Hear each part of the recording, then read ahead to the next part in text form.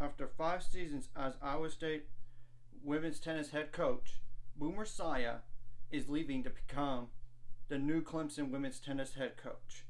The 2021 and 2023 Big 12 Coach of the Year amassed a record of 66 and 38 and led Iowa State to their first quarterfinal appearance at the NCAA tournament. And not only that, they got a career high in terms of rankings this past year as a team in history. They made it to the National Indoor Tournament for the first time in history. I will say part of the reason why they made it to the Elite Eight this past year before falling to NC State, the eventual runner-up 4-3, was because the number 6 seed Duke lost in the round of 32. I'm not so sure if Iowa State would have beat Duke at Duke. But credits due, of course, because it's hard to make it that far. And sometimes it takes a little bit of luck besides playing well. And I will say this, they were 21-6 this past year, 7-2 in the Big 12, finished third in the Big 12. That's the best they ever done. But I will say, prior to Boomer Saia, Iowa State was a dumpster fire. I mean, a year before they were 9-17 in 2018. Winless in the Big 12. 0-9. Of course, his first year as a head coach, they were 6-12, 2-7 in conference. So they improved. I mean, then of course,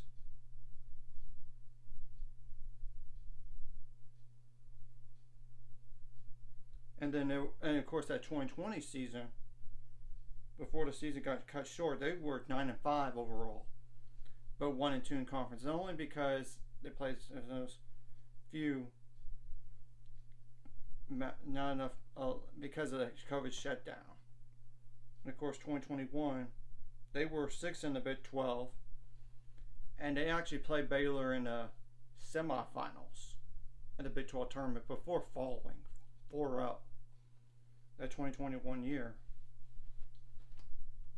And 2021, trying to find, they were an NCAA tournament team. And that was the year when the Big 12 was down, per se. I mean, just only 2 host sites. And of course, Texas was the eventual national champion. But you get my point.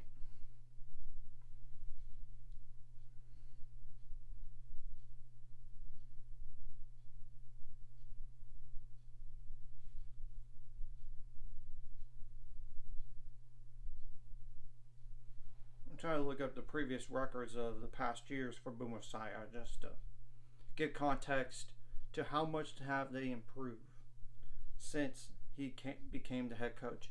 And we will see who is the new head coach for Iowa State, by the way. Will it be their associate head coach, Kenna Kilgo? Or will she go to Clemson as associate head coach or somewhere else? That remains to be seen. Like, go with Boomer Saia, or does she become the new head coach, or does she go somewhere totally different? They were 14-8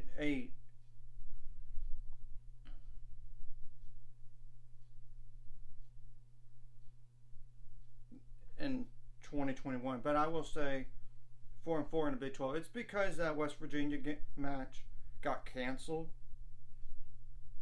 and they canceled the rest of the season because of not enough players available.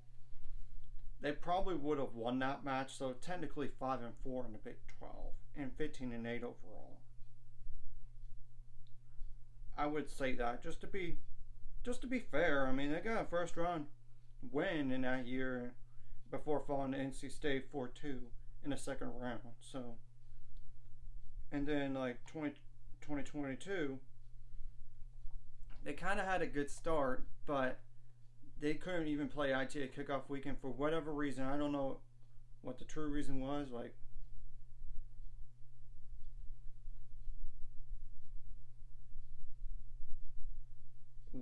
weather or COVID issues. I don't have a clue. But they couldn't even play those 2 matches, and it kind of hurt their season a bit. They were like 16-7 overall, 4-5 in the conference, and they did lose in the first round. And guess who they played the following year in the NCAA tournament? South Carolina. So I know they took a step backwards in terms of the NCAA tournament, but then this past year was just an explosion, to say the least. So, yeah. I will say most of their better players for Iowa State this past year. I know one of the seniors didn't hardly play, but the court 1 player is a senior. The number 6 player was a senior. The number 3 player was a junior. The number 2 was a sophomore. The number 5 was a junior as well. So yeah, you could tell there was a lot of experience. And yes, they had one other player. She played doubles only mostly. She rarely played in singles. So they did recognize like 3 seniors, by the way, like their court 1 and number 6, and then somebody who hardly plays. So they could be on the way out. And according to the article that went with the court 1, they said her career was done. So yeah, she's gone. It seems like she is gone. And their number 2 singles player, by the way, transferred out to Oklahoma State. I wonder if she knew he was going to leave, or she wasn't happy. It doesn't really matter. It hurts Iowa State. I don't know how can they repeat that success, especially when you lose your top 2, even if they bring back their number 6. It doesn't do any good. I mean, it's hard to replace their top 2 year in, year out. I mean, it really is. And we'll have to wait and see what happens to Iowa State. And Clemson got a fantastic hire, in my opinion. And they need to be patient because it took time for Iowa State to, from where they were to now this magical run. And they were kind of like the Oklahoma of last year, except they didn't make it as far. I mean, Oklahoma in 2022, but they didn't make it as far. And I will say this for Iowa State fans out there. I know they're bringing in one recruit, but now that recruit could just forget that letter of intent now if she wants to. And they definitely need some players, I tell you that much. And there could be roster turnover, and I don't think they're going to repeat the same successes as past years for Iowa State. I just don't. I mean, like I said, all those players gone. I mean, the number 1 is gone, the number 2 is gone, possibly their number 6. Because you never know, because the COVID year is still existing in terms of one more time. I mean, it's the truth. And we'll have to see on what Clemson and what they're going to do with their recruiting and their roster as well, because there probably could be some turnover over there too. Let's not forget, players can leave when there is a new head coach. I mean, it's the truth. So, and I know some Baylor fans thought Iowa State was going to be the best contender in the Big 12 consistently, and I said to them, look, I'm not denying that they could, but can their head coach or associate head coach stay long enough? And their best players this past year were juniors and seniors. Well, I had a hunch that the coach was going to be gone. I mean, it's hard to repeat all that success this year and promote yourself and then go somewhere else.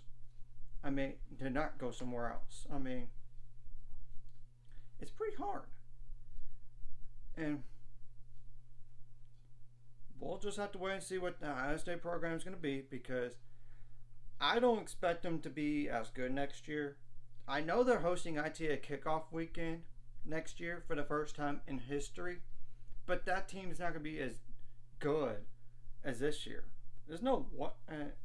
There's no way. I mean, I don't see it unless they get transfers, of course, and we'll have to see who the new head coach is. Is it going to be their associate head coach, Ken Kilgo?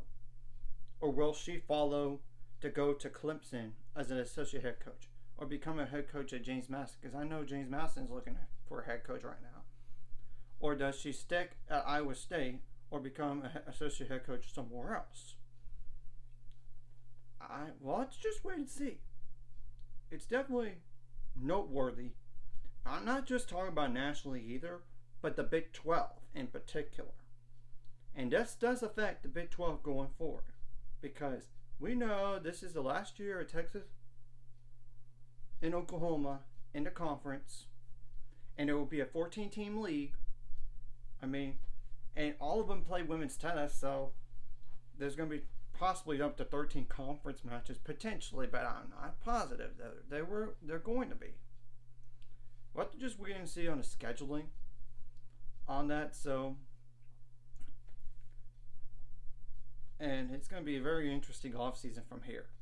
Anyways, if you like this content, like and subscribe, and see you guys later. 5 subscribers, we're on the road to it. Let's go.